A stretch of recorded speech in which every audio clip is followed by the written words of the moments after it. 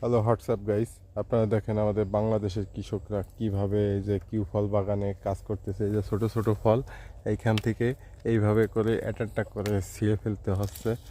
এই যেগুলো ছোট এবং কি নষ্ট হওয়া যায় পাতলা করে দেওয়া হচ্ছে, সোজা কথা, যাতে এভাবে কি যত্ন করে এরা কাজ করে দেখেন।